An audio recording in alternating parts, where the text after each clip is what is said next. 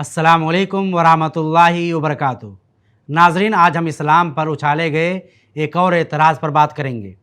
बहुत से लोगों को चाँद पर थूकने का शौक़ होता है, मगर क्या किया जाए, चाँद पर थूकने वाले का थूक खुद उसके मुंह पर ही पड़ता है। दुनिया भर में कहीं भी कोई जुर्म हो तो उनकी तान आकर मुसलमानों पर ही टूटती है।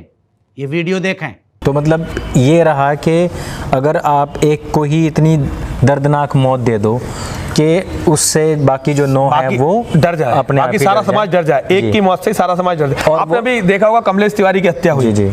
तो कमलेश तिवारी जी के हत्यारे यही तो कहना चाहते थे कि हम इसकी गर्दन काट के हाथ में लेना चाहते। इस वीडियो में ये जनाब कहते हैं कि आपने अभी देखा होगा कमलेश तिवारी की हत्या हुई, तो कमलेश तिवारी के हत्यारे यही तो कहना चाहते थे कि हम उसकी गर्दन काट कर हाथ में लेना चाहते हैं।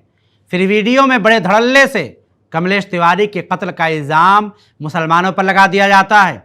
आइए अब इस एतराज़ का पोस्टमार्टम करते हैं ताकि पता तो चले कि इसकी हकीकत क्या है। हम बता दें कि कमलेश की हत्या अक्टूबर 2019 को हुई थी।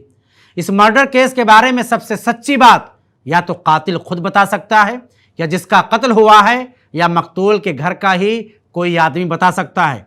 आइए सबसे पहले कमलेश तिवारी की सबसे आखिरी वीडियो को देखते हैं कि कमलेश को किन लोगों से खतरा था। ये वीडियो देखें। जब संघ का पदाधिकारी कार्यकर्ता, भाजपा का पदाधिकारी कार्यकर्ता मरता है तो मैं ये नहीं सोचता हूं कि वो संघ और भाजपा का है, हम चुप रहे। हम ये सोचते हैं कि वो हिंदू है।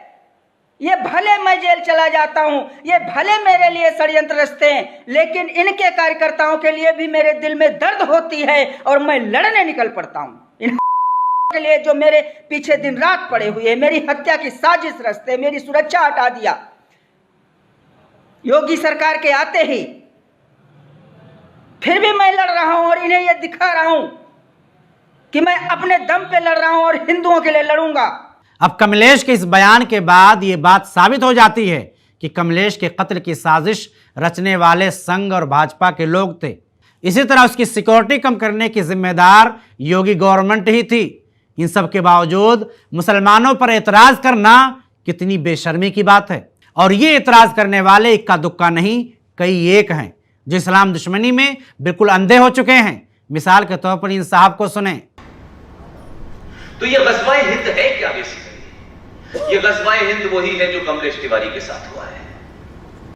ये सज्जन मुसलमानों को कमलेश तिवारी का कातिल कहकर रुकते नहीं, बल्कि आगे कहते हैं कि ग़ज़वा-ए हिंद क्या है। ये ग़ज़वा-ए हिंद वही है जो कमलेश तिवारी के साथ हुआ। पूरे 50 मिनट के लेक्चर में सिर्फ उन्होंने मुसलमानों के खिलाफ जहर उगला है। उनकी 50 मिनट की वीडियो का टॉपिक ही है कमलेश तिवारी की हत्या, ग़ज़वा-ए हिंद का रास्ता है। अब आप खुद सोचें, अगर वाकई कमलेश तिवारी की हत्या में मुसलमानों का कोई रोल होता तो ये लोग कितना बदनाम करते। जबकि हम कमलेश तिवारी की ज़बानी आपको दिखा चुके हैं कि कमलेश तिवारी की हत्या करने वाले कौन लोग हैं। आइए अब कमलेश तिवारी की मां से जानते हैं कि कमलेश का कातिल कौन है। ये वीडियो देखें। इस केस में सबसे अहम कमलेश तिवारी की मां का यह बयान है। कमलेश तिवारी की मां कुसुम तिवारी ने साफ तौर पर मीडिया के सामने ये बयान दिया। पहले मेरा एक सवाल सुनिए। हिंदू मुसलमान का शब्द आपने उठाया, हमने नहीं उठाया जी। कि 3-4 साल पहले जो उन्होंने बयान दिया था तभी हिंदू मुसलमान हुआ था, हमने नहीं उठाया, आपने उठाया। क्यों हमको गुमराह कर रहे हो? आपने उठाया, हमने नहीं उठाया। और फिर आपने क्या कहा कि आप हिंदू मुसलमान करके दंगा कराना चाहते? क्या चाहते हो आप लोग? आप कहते हो कि हिंदू मुसलमान पहले हुआ था और फिर हमसे कहते हो हिंदू मुसलमान करके दंगा कराना चाहती हो। योगी जी क्यों जलते थे कमलेश जी से? खेलना बंद कर दो। आपने ऐसा क्यों कहा? सरकार के खिलाफ बोल नहीं सकते, जनता के खिलाफ कब बोल सकते हो? हिंदू मुसलमान आप चैनल वाले करते हो, सरकार के खिलाफ नहीं बोल सकते, क्योंकि बोलोगे तो चैनल बंद हो जाएगा। इसमें हिंदू मुसलमान का लफ्ज लाकर लोगों को क्यों गुमराह कर रहे हो? हिंदू मुस्लिम का खेल खेलना बंद कर दो। तुम लोग सरकार के खिलाफ तो बोल नहीं सकते, जनता के खिलाफ खूब बोलोगे। यह है कमलेश तिवारी की मां का बयान। हम कमलेश तिवारी की मां के बयान का ये हिस्सा खासकर दोहराना चाहेंगे कि इसमें हिंदू मुसलमान का लफ्ज लाकर लोगों को क्यों गुमराह कर रहे हो, और हिंदू मुस्लिम का खेल खेलना बंद कर दो। इसी तरह इस वीडियो को देखें। इसमें उनकी मां ने बीजेपी नेता शिव कुमार गुप्ता और योगी मोदी का कत्ल कराने वाला बताया है और कैमरे के सामने कहा कि हम शिव कुमार गुप्ता को मार डालेंगे, काट डालेंगे। उनसे क्या रंजिश थी आपके माता जी? हमसे उनसे रंजिश आपके बेटे की? आपके बेटे की? हमारे इसकी ये मंदिर का अध्यक्ष शिव कुमार गुप्ता जबरदस्ती अध्यक्ष बन के और हर जगह लिखते हैं और मुकदमा उन्हीं से चलता है। उन्होंने इनको मरवा दिया, इनके आगे उनकी दाल नहीं गली। भारतीय जनता पार्टी की, योगी की नहीं दाल गली, इसलिए उन्होंने मरवा दिया। लेकिन हम अभी जिंदा हैं, हम जिंदा हैं।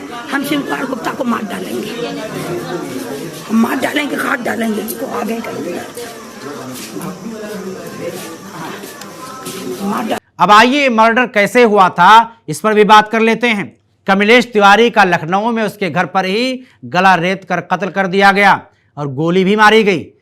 कमलेश तिवारी कत्ल मामले में कमलेश का कातिलों से फोन पे बात होना, फिर उन दोनों का सुबह मिठाई का डब्बा साथ लिए कमलेश के घर पहुंचना, जहां उसने अपना दफ्तर बनाया हुआ है, और इत्तेफाक से गनर का ड्यूटी पे ना आना और दफ्तर के बाहर तैनात सिपाही का उसी वक्त सोए रहना, जिसकी वजह से मिलने आए दोनों शख्स की पूरी तरह से जांच ना करना।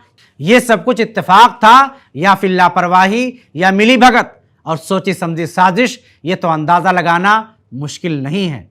लेकिन कमलेश और दोनों कातिलों के दरमियान हुई गुफ्तगू, चाय पानी, दही बड़े और साथ बैठकर खाना, फिर कमलेश का अपने नौकर सौराष्ट्रजीत को पान लाने के लिए बाहर भेजना, जैसा कि कमलेश के बेटे का चश्मदीद बयान है। जी, यही सवाल अभी भी बना हुआ है। पुलिस इस बात की तफ्तीश कर रही है कि आखिर जो 3 लोग हैं उसमें एक महिला कौन है और जो 2 हमलावर हैं वो हमलावर कौन है। भगवा कपड़े में आए थे। मेरे साथ ऋषि हैं जो कमलेश तिवारी के बेटे हैं और कल ये उसी घर में मौजूद थे जहां पर हत्या हुई। ऋषि, ये बताइए कल क्या हुआ? कल 12:30-1 के बीच में, 12 बजे के बीच में, 11:30 बजे के बीच में 2 लोग मिलने आए। अच्छा, कोई महिला आई थी क्या? पहला महिला नहीं आई थी, नहीं, सिर्फ 2 ही लोग आए? 2 लोग आए थे, आदमी। पापा ने ऊपर बैठाला उनको। पापा ने कहा बेटा दही बड़े लिया इन लोगों के लिए, दही बड़े ला के खिलाए, पानी पिलाया। फिर मैं नीचे चला गया रोहित के साथ में, जो रोहित ड्राइवर है, पापा का ड्राइवर, मैं और वो नीचे बैठे हुए थे। और सौराष्ट्रजीत सिंह जो वहाँ से कुशीनगर से आया हुआ था, वो मसाला लेने गया। अच्छा, जो आए थे उन्होंने कोई नाम बताया? नाम मैं नहीं सुन पाया, नहीं। और अच्छा, सिक्योरिटी गार्ड था कि नहीं? सिक्योरिटी गार्ड था, वो सो रहा था। जो मेन गवाह है उसको पुलिस ने हिरासत में ले रखा। इससे ये पता चलता है कि कत्ल से पहले वहां का माहौल कितना खुशगवार था और रंजिश जैसी कोई बात ही नहीं थी, बल्कि माहौल उस तरफ इशारा कर रहा है कि यकीनन उन दोनों कातिलों की कमलेश से करीबी और पुरानी दोस्ती रही होगी, वरना क्यों कमलेश जैसा शख्स उन दोनों की इतनी खातिर तवाज़ो करता।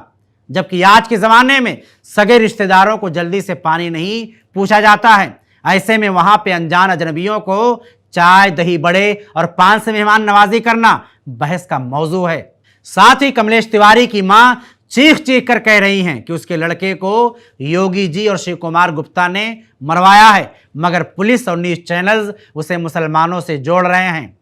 मोहतरम नाज़रीन, फैसला हम आपके सुपुर्द करते हैं, आप खुद सोचें और गौर करें कि क्या मुसलमानों पर यह इल्ज़ाम नहीं। इसी के साथ मैं होता हूँ आपसे रुखसत। अस्सलामु अलैकुम वरहमतुल्लाहि वबरकातुहू।